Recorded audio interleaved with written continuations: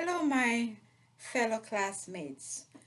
My name is Vivian Friday, and I am making this video in preparation for my TED Talk in the MSOL 510 course. And the title of my presentation is Reciprocal Mentoring, Double the Learning. At this moment, I am a mentor with the American Nurses Association. I have been serving in this role for over 3 years now. And what happens is that those of us who are more seasoned nurses, I have been a nurse for almost 40 years, we are assigned to newer nurses who are less than a year in the profession, and we work with them to help them to in their professional growth. And so this is a typical definition of mentoring. Mentoring is a relationship in which a more experienced or more knowledgeable person helps to guide a less experienced person or less knowledgeable person. Sometimes the mentor can be an older or a younger person, and so persons who I am assigned to could be younger than I am, or I could be younger than they are. And but usually the mentor has an area of expertise that helps that person to gain knowledge, to gain skills and experience so that they can grow and develop professionally. They can learn the culture of the workplace. They can become more engaged in what is happening because usually the mentor introduces you to different persons in the organization so you become more visible. And ultimately, what happens in a mentoring relationship is it is hoped that this person will learn their new job or their new role so that they can be retained and that they can be productive. Although I am a mentor, I am not a big fan of mentoring. I prefer a reciprocal mentoring relationship. I came across this concept a couple of years ago and I have used it as a teaching strategy and it has been very successful, and so that's what I will talk about in my presentation. But let me give you a better definition of reciprocal mentoring. It is a relationship structure, and this structure harnesses the power of mentoring in a mutually beneficial relationship. So, unlike mentoring, where it's a one-way relationship, in this reciprocal mentoring, it's a two-way relationship. Persons in the relationship, they take turn learning from each other, take turn assuming the roles of being a mentor or a mentee. And so ultimately, reciprocal mentoring doubles the potential for learning without doubling the number of participants.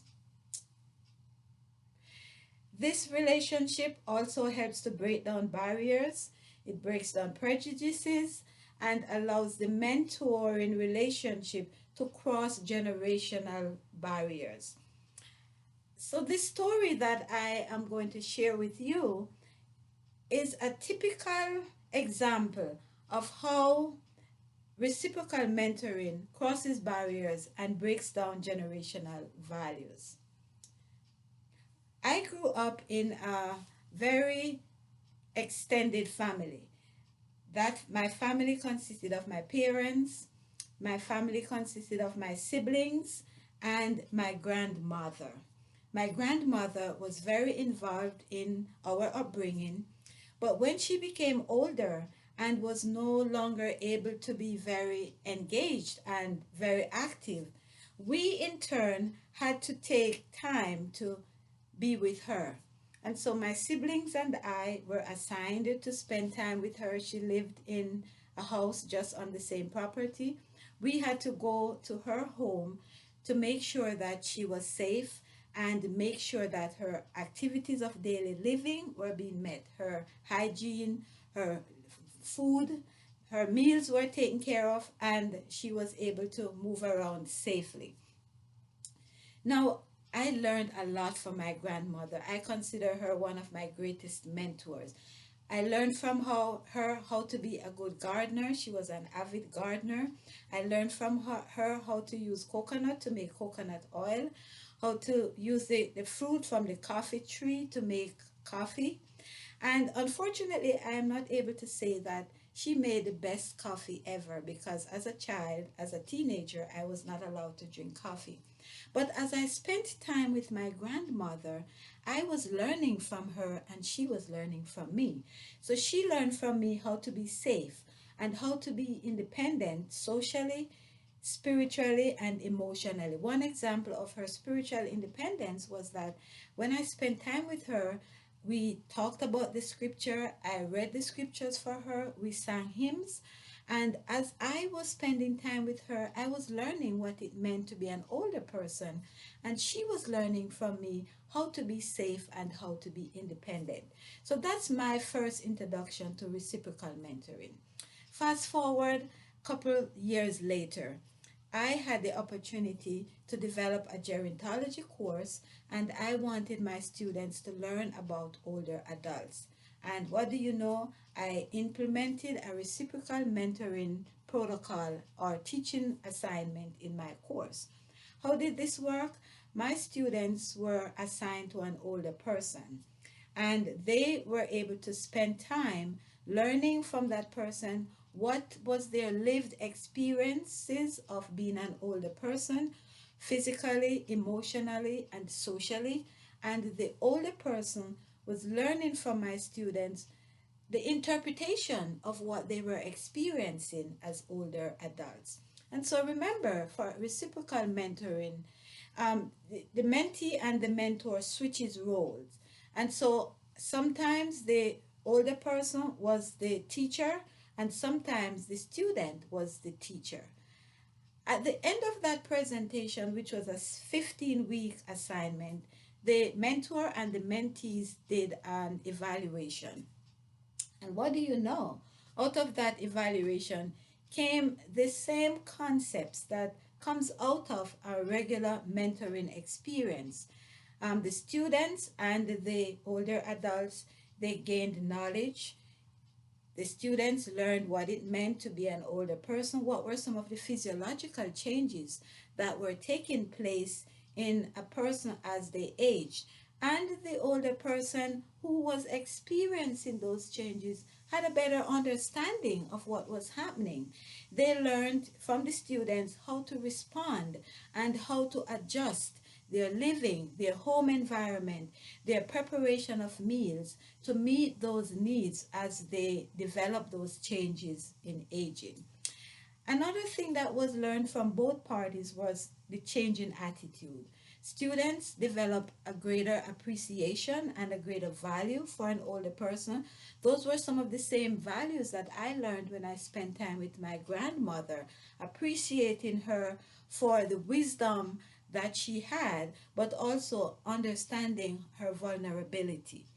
And the older persons, they had a greater appreciation of spending time with younger adults. Some of them said they really enjoyed the social interaction with older adults, the moments of laughter, and there was this breaking down of barriers. One example was when I was reading the journal from the students, and I was greatly surprised. My students said when they were discussing the topic of sexuality, she was very afraid to raise this topic with the older person, and it was the older person who said to her, where can I get some sex toys to buy?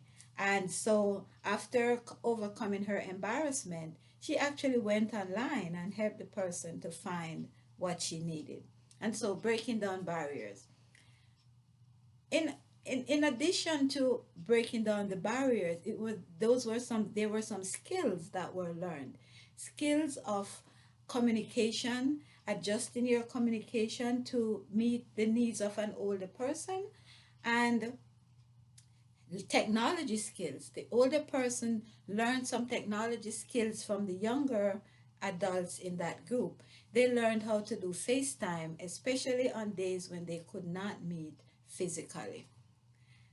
In conclusion, I want to say to you that reciprocal mentoring is a more robust approach to mentoring. It doubles the learning.